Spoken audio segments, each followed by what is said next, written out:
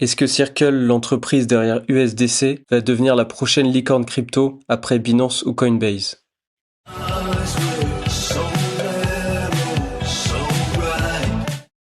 Aujourd'hui, on va voir le marché des stablecoins. Il faut savoir que c'est un marché bien plus gros que la plupart des gens le pensent. Et aujourd'hui, cela prend déjà une place prépondérante dans la finance traditionnelle et est en train de challenger des entreprises comme Visa ou Mastercard. Donc aujourd'hui, les dollars en circulation au niveau des stablecoins, c'est 318 milliards de dollars. Il y a une capitalisation d'USDC de 73 milliards. Et il faut savoir qu'il y a un concurrent aussi qui vient de se lancer, qui est OpenUSD, un consortium de énormément d'entreprises, plus de 140 sociétés, pour faire concurrence à USDC et Circle. Donc pour faire un petit contexte historique, Nixon a débranché le dollar en 1971 du standard or.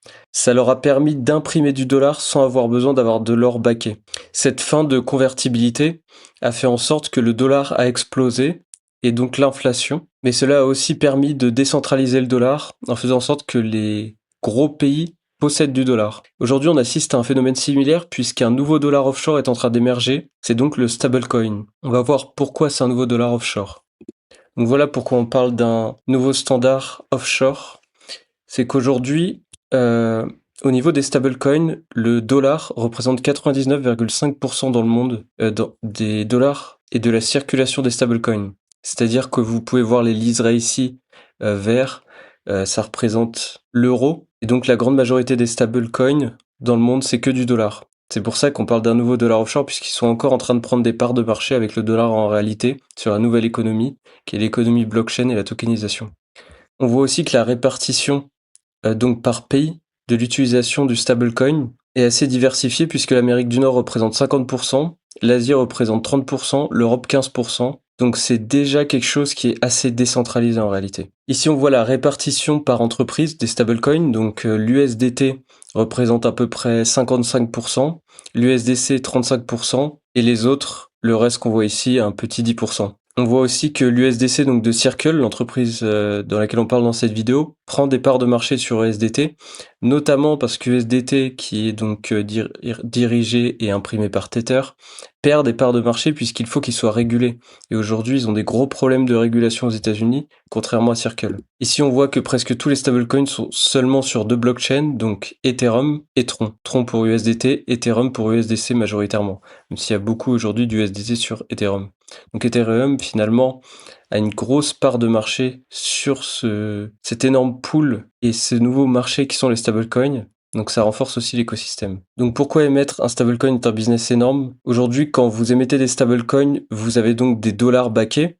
Et donc, si vous placez ces dollars backés sur le trésor US, vous pouvez gagner plus de 10 milliards par an, puisque ces revenus potentiels sont juste avec 4% de taux. Donc on peut voir par exemple que Circle a des revenus à peu près équivalents à 2,86 milliards sur les 12 derniers mois, sachant qu'ils sont à une valorisation de 16 milliards. Si on multiplie leurs revenus par 25, qui est la moyenne dans le secteur, avec 3 milliards de revenus multipliés par 25, ils devraient être à 75 milliards de valorisation. Aujourd'hui, ils sont à 16 milliards, donc déjà, s'ils étaient pricés correctement, ils devraient être 4,5 fois plus élevés en market cap. Il y a aussi un autre facteur qui joue, c'est qu'ils prennent de plus en plus de parts de marché, comme je vous ai dit, mais également les stablecoins prennent de plus en plus de parts de marché dans le monde. Voilà, aujourd'hui, les stablecoins ont déjà dépassé PayPal. Les gens sous-estiment énormément les transactions de stablecoins, mais actuellement, les stablecoins font plus de transactions que PayPal, les envois de fonds dans le monde réuni, donc Western Union, etc. Ils viennent même de dépasser Visa en termes de transactions totales cumulées. On voit que sur le premier semestre 2026, il y a eu un record de 1790 milliards rien qu'en juin, 1,7 trilliard et plus de 8 trilliards 820 milliards traités sur le premier semestre 2026. Donc c'est gigantesque et aujourd'hui c'est un secteur qui est naissant. On voit des valorisations sur certains projets très très basses, sachant le potentiel. Je vous avais notamment déjà parlé de projets avec du potentiel comme Tempo, qui est la blockchain layer 1 poussée par Stripe, soutenue par Stripe. Ils sont clairement derrière. Voilà, potentiellement, c'est un nouvel écosystème qui va émerger.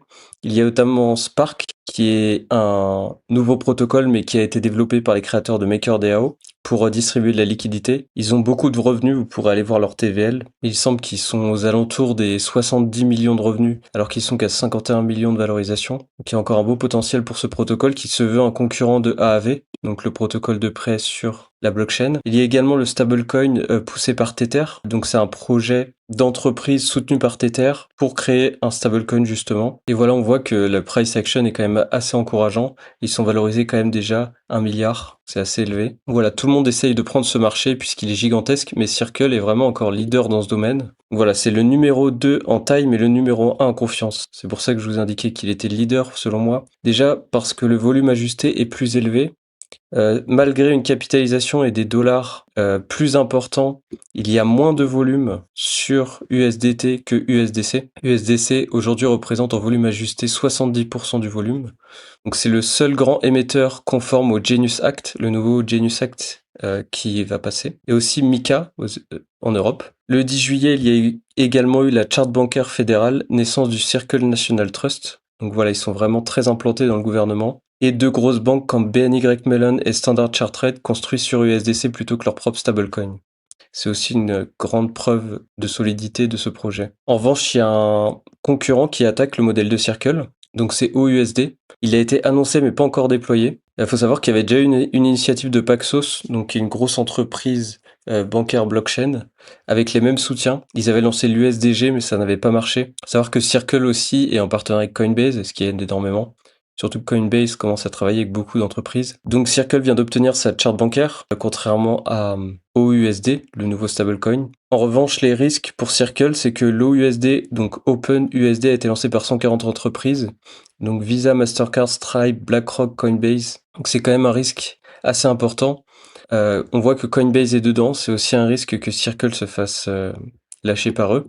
OUSD, ils reversent aussi presque tout le rendement des réserves à leurs partenaires, alors que Circle, lui, notamment, c'est pour ça qu'ils font autant de revenus, c'est parce qu'ils gardent l'essentiel de leur rendement par rapport à leurs réserves. Ce que je vous parlais tout à l'heure des 3 milliards de dollars de revenus par an, avec leurs 70 milliards de dollars de réserves. Et donc depuis cette annonce, l'action Circle a chuté. Pour faire une analyse chartiste assez simple, on peut voir ici qu'il y a eu un plus bas qui a été fait.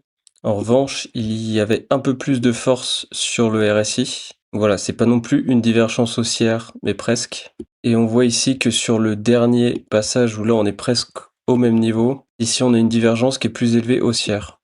On arrive également sur une zone de liquidité ici, donc qui devrait être prise, puisqu'il y a beaucoup de gens qui ont probablement mis leur stop loss ici.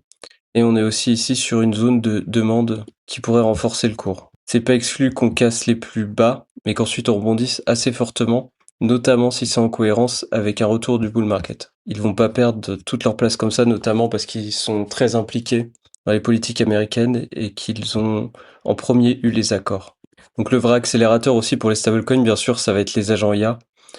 C'est prévu, il y a beaucoup de banques qui prévoient que plus de 100 milliards d'agents IA transactionneront sur la blockchain d'ici 2040. Et même si seulement 32 centimes par jour par agent transactionnent, cela fait plus de 32 000 milliards de volume par jour. Toutes les entreprises poussent dans ce sens, puisque des protocoles comme X402 de Coinbase ont été lancés récemment, AP2 de Google aussi. Ils veulent absolument que les agents IA transactionnent, puisque ça leur permet d'ouvrir aussi des solutions bancaires à ces entreprises comme Coinbase ou Google. Et on commence à comprendre que l'avenir, c'est bien sûr les agents IA et l'IA. Et donc l'objectif pour USDC, c'est d'être le leader dans ce domaine, des agents IA, des transactions sur agents IA. Et cela fluidifiera énormément les échanges bancaires et les échanges tout court sur Internet, entre autres. Donc lié à ça, il y a 5 narratifs crypto à surveiller, les chaînes dédiées au paiement. Donc Arc sur Circle, c'est une nouvelle blockchain Layer 1. Pour l'instant, elle s'est lancée tranquillement la semaine dernière, mais ça pourrait commencer à faire du bruit. Vous pouvez surveiller, voilà, il y a peut-être des choses intéressantes à regarder là-bas. Tempo, l'entreprise que je vous ai parlé, donc lancée avec Stripe et le fonds d'investissement Paradigm Crypto. Les rails de paiement pour agents IA, donc X402, AP2, wallet d'agents autonomes. Donc probablement qu'avec l'essor des stablecoins, il y aura de plus en plus d'entreprises d'agents IA et de wallets d'agents autonomes qui vont exploser. Donc des banques avec des stablecoins nouvelle génération. Donc là, il y a beaucoup de concurrence. Des actions du trésor tokenisées et des stablecoins à rendement. et des stablecoins de consortium. Donc personnellement, je vais plus me concentrer sur les chaînes dédiées au paiement et les rails de paiement pour agents IA. Mais le vrai risque pour Circle, c'est la compression de ses marges, puisque avec le fait que OUSD va donner plus de rendement quand on déposera des stablecoins chez eux, quand on déposera du dollar chez eux, USDC Circle ne va peut-être pas avoir le choix que de donner aussi un plus gros pourcentage de leur rendement à ceux qui ont leur stablecoin chez eux, puisque OUSD, donc ceux qui viennent concurrencer OpenUSD, ils vont donner 75% de ce qu'ils gagnent avec les bons du trésor et les stablecoins loqués chez eux, alors que Circle ne donne que 50%. Donc voilà à peu près un tour des lieux de Circle, les forces, les faiblesses. Mais personnellement, je pense que ça va rester un leader. Et s'il reste leader et qu'il se renforce, ça deviendra probablement l'une des entreprises crypto les plus valorisées au monde. Les milliardaires, la plupart des milliardaires investissent dans les stablecoins. Il suffit de suivre le flux. C'est un marché qui va devenir gigantesque, qui est déjà énorme, mais qui pourrait croître encore plus avec les agents IA. Donc on va surveiller ça de près. Je vous souhaite une bonne journée et je vous dis à dans une prochaine vidéo.